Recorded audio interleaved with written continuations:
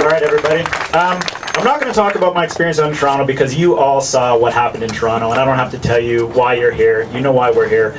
Because of what we saw, because of the way police acted, because maybe the way that some of our Edmonton Police Service acted. So it's so great to see you all here, especially because everything that happened in the lead up to the G20 and on Saturday was sending you all a message. So when they harass activists and kick down their doors and drag them out, the message they're saying to all of us is don't organize, right? When they beat people in the streets and throw them in jail for 40 hours, what they're saying is sit down, shut the fuck up, don't go out in the streets, right? When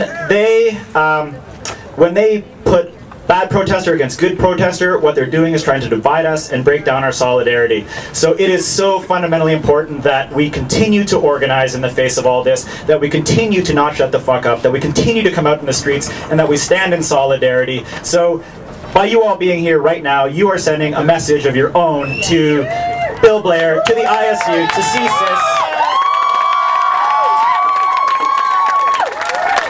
And that message is, the G20 is gone, we're still here, you have failed.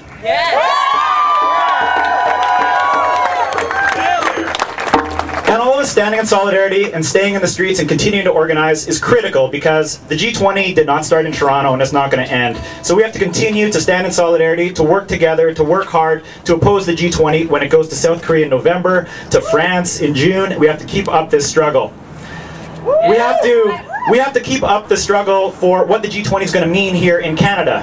They passed an austerity bill at the G20, which is going to mean for Canada some of the biggest cuts we've seen in a generation. And we have to stand, Indigenous people, students, teachers, workers, everybody has to stand together and fight back against what Stephen Harper is going to do to this country in the next 3 years to live up to his promise to the G20.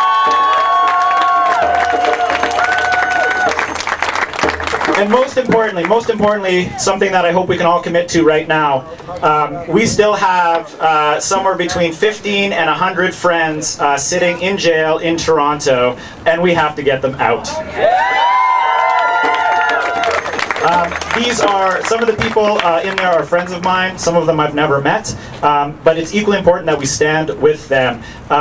Key organizers of the Toronto Community Mobilization Network saw their doors kicked down on Saturday morning at about 4:30. They were dragged from their beds and they're facing really, really serious charges.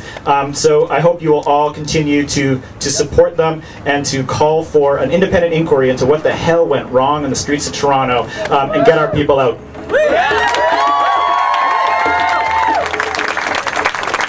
So to that end, I never have a crowd without a pitch.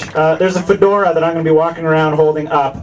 If you have any money, I would ask you to put it in there and we'll send it down to the Movement Defense Fund, which is going to ensure that our people get a fair shake, get some justice, and get out of prison as soon as they can. So if you can, that'd be awesome.